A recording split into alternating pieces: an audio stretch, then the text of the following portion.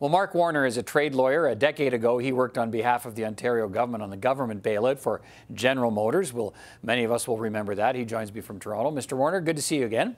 Thanks for having me on. If I can, let me start with some of the comments from the Unifor President Jerry Dias today after his meeting with the Prime Minister and what he thinks is happening here. First of all, he says he thinks GM actually has a plan to shift all of its production out of Canada, close all its plants here eventually, and move all that production to Mexico.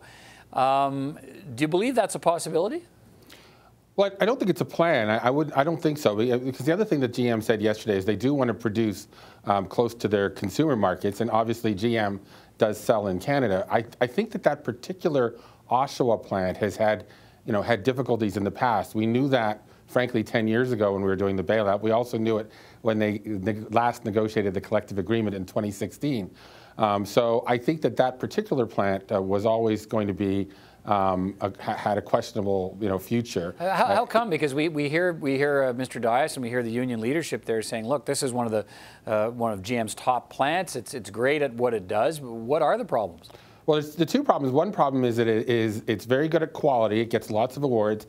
But the other piece of it is the cost structure is very high. But then the other part of it is the products that have been allocated to it just happen to be ones that don't sell very well. So that's the combination of problems, I guess, is you've got a high-cost plant that's not running full out, and you've got it's producing things that people aren't really buying.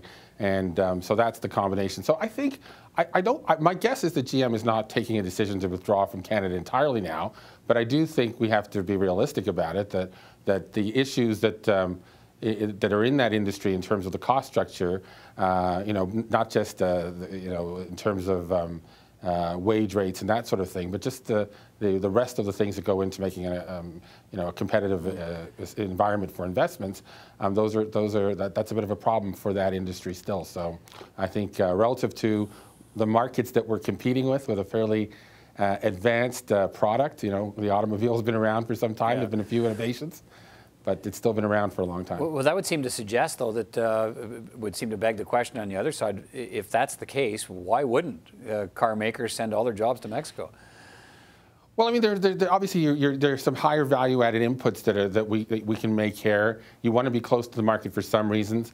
There's also still a production center in the north of the United States, in the southern part of the Great Lakes, if you like. So I don't think that they're anywhere near doing that, getting rid of that altogether. But having said that, there is a reality that the further south you go, the price of the cost of producing the cars just gets cheaper.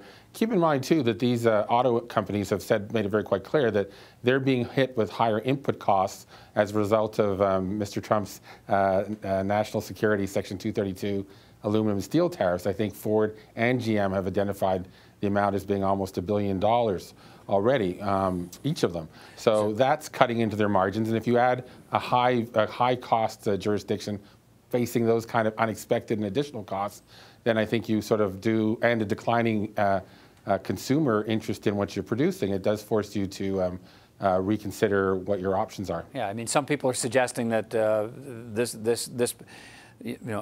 closing of the GM plant in Oshawa can partly be blamed on the new trade deal with the U.S. and Mexico. You're suggesting it's more the latest tariff structures that have been tariff penalties that are being slapped on steel and aluminum that are causing the problem.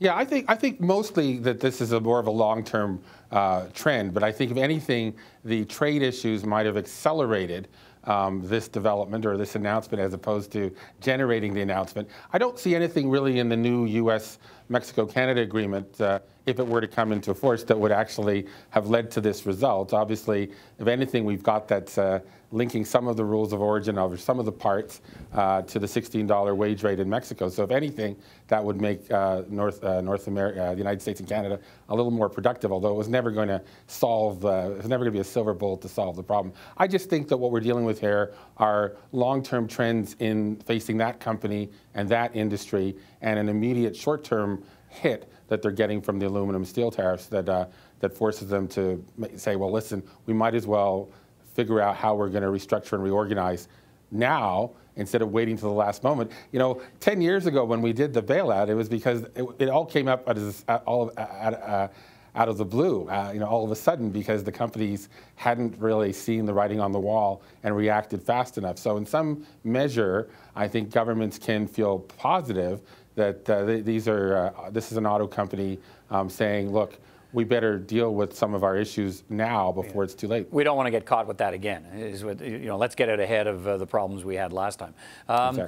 It's interesting, you talked about tariffs. One of the things Mr. Dias said today, that he sat down with the Prime Minister, one of the things he said after that meeting to reporters at his news conference, that he wants Justin Trudeau to sit down with Donald Trump and look at the possibility of slapping tariffs on GM cars coming into Canada from Mexico to force GM to reconsider this plant closing and its other plant closings in the United States. Does that make sense? Well, it's not clear how that would work exactly. Of course, in the United States, President Trump is using this previously unused section of the Tariff Act, Section 232, that deals with national security threats and a very expansive definition of national security. We don't have anything like that in Canadian law. We have sort of countered or adopted some countermeasures in response to those aluminum and steel tariffs using part of our trade law that allows us to expedite, if you like, a safeguard action. And I suppose we could try to do something like that there. Of course, it would be very hard to do that while at the same time we're trying to sit down with Mexico and rope them into to this revised NAFTA. I think that would clearly poison the air. So I suppose if there's a will, there's a way. You could find some legal hook that would be challenged several different places, including the WTO, I guess, by Mexico. But so it's not obvious about doing that. Of course, to the extent that Donald Trump wants to do something like that, we might be able to get into his slipstream or whatever that phrase is. Slipstream, yeah. Let me finish on this. I suppose, is offering more money to GM an option? It seems to me the company told the government of Ontario and Canada, both governments, look, there's nothing you can do to stop this decision, which presumably means it's not a give us more money decision to stay in Canada. It's that we're not producing the right product. We want to shift the focus of our production. We're going to do it elsewhere. Yeah, I didn't read it quite that way. It sounds like that when you read it the first time, and I guess after you read it 100 more times, you sort of see slightly different things. I think what they're saying, because I've already said in the United States that they're willing to talk about the future of the American plants in the context of the upcoming contractual negotiations, which are going to begin next year. I think the question for Canada and for Ontario is going to be what, and for the union, for Unifor, is what package of concessions or incentives would they offer GM to make it attractive? And I think that, in a sense, my guess is GM is saying, we've been to this dance with you several times before. You kind of know what we really want to see in terms of a competitive environment for our future investments. So if you're willing to talk in that area, then perhaps there's a conversation. If you're not, then frankly, that's a waste of time. Oh, really? Okay, because that's certainly not what I've been hearing from the government side. Or yeah. They're talking about ways to fight to keep the plant open. Yeah. It didn't sound like this was the beginning of a negotiation. It sounded like it was more the beginning of an attempted rescue mission on the part of governments and unions in Canada. Oh, I'm not suggesting, don't get me wrong, I'm not suggesting that it is the beginning of a negotiation. I'm just saying that I think from the point of view of GM, just my sense of it is that if you throw enough of sweeteners in front of someone, and I think everyone has a sense of what those would look like, that you might be able to get someone to say, well, you know what, why don't you come and sit around this table a little bit? I just think the parties going back, as I said, a decade or more, pretty much know that, I think that, I'm guessing, I'm not involved, but I'm guessing the GM knows that the two levels of government probably aren't interested in going there, and nor is Unifor, in which case, what's there to discuss? Right.